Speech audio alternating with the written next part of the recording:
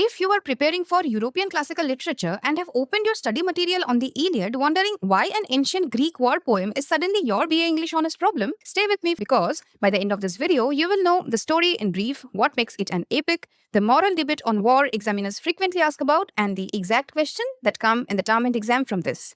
This video is going to be particularly helpful if you are an IGNOU BA English Honours student studying BEGC 102 European Classical Literature in your BAEGH course. Now, before we begin, hit the subscribe button now because this is part 1 of the 2-part series. In the next video, we go even deeper into the Homeric hero that makes Achilles the hero of Iliad, war's double face, the honor versus the horror, and also the exact questions coming from those sections. Let's start with the story. The Iliad is set in the final year of the 10-year Trojan War, a war fought between the Greeks and the city of Troy, which sparked when Paris of Troy took Helen, the wife of the Greek king Menelaus.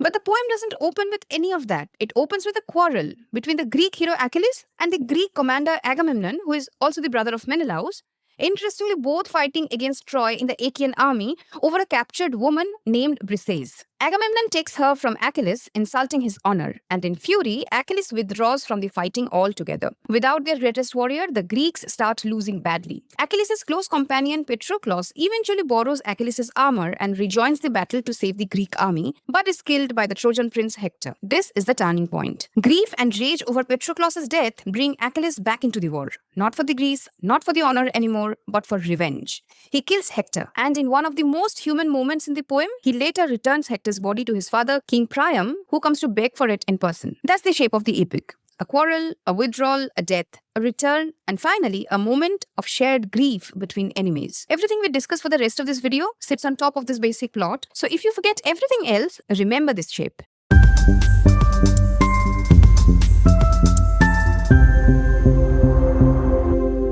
Now, what is an epic? An epic is a long narrative poem, usually about a hero, usually involving a large-scale conflict and traditionally composed in an elevated formal style. The Iliad is one of 2 epics attributed to Homer along with the Odyssey. Now, the Iliad wasn't written the way we read it today. It comes out of what's called the oral-formulaic tradition. Before it was ever written down, it was performed, sung or recited from memory by poets called rhapsodes, generation after generation. This is why you will see repeated phrases like swift-footed Achilles or the wine-dark sea. These are called epithets, a descriptive word or phrase linked to a person or thing, either to highlight a key quality or to serve as an insult, which served as a memory aid for oral performers that eventually became part of the epic's formal style. Now you may ask, ma'am, if it was spoken, how do we even know who Homer was? Great question, and honestly, we don't. This is called the Homeric Question, an ongoing scholarly debate about whether Homer was one person, several poets, or a name given to a whole tradition of oral composition. But the best part? We don't need to resolve it. We just need to know that it exists and mention it if a question asks about authorship of Iliad or the epic tradition.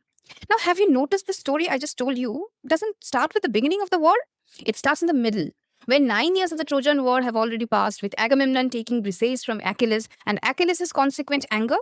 This is called medias res, Latin for into the middle of things, a defining feature of the epic structure. Now you may ask me, ma'am, this is a war poem. Is it also teaching us something, or is it just about fighting? Perfect segue, because that question is literally the second half of your IGNOU BAEGH syllabus. Let's talk about the Iliad's moral world. Plato criticized Homer, arguing that epic poetry like the Iliad glorifies violence and doesn't offer clear moral lessons the way philosophy does. But we need to understand that the Iliad isn't built around modern morality. It's built around a code called honor, or in Greek, timi. Remember Achilles' fury at the start of the story? That wasn't about a woman, it was about his honor being publicly insulted. A hero's worth is measured by glory won in battle, respect from others, and how he is remembered, not by modern ideas of right or wrong. This is the key shift your BEGC 102 European Classical Literature syllabus wants. Moving from, is this a moral poem, to understanding it through cultural norms versus universal moral philosophy. The Iliad operates on a heroic code specific to that society, not an absence of ethics, but a different ethical system altogether. And that's exactly the argument you should be making in your exam answer. Now quickly tell me in the comment section, do you agree with Plato or you are with Homer?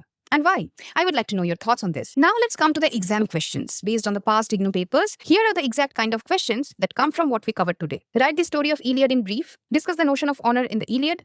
Does the Iliad offer any morals? Comment on the Homeric epic tradition. If you can confidently answer these 4, you already have a strong footing on this block. Now, before we move on, go back to the beginning and quickly recap what we just discussed. The story, the epic tradition, the honor code, and lock it in your memory while it's fresh. Now, if you want block-wise, well-structured PDF notes on European classical literature, Indian classical literature, or any other paper of your IGNOU BA English Honours syllabus, just WhatsApp me at 9874431783. Join Ipsita ma'am's English classes online or offline, subscribe to the channel, and grow like a pro with Ipsita ma'am.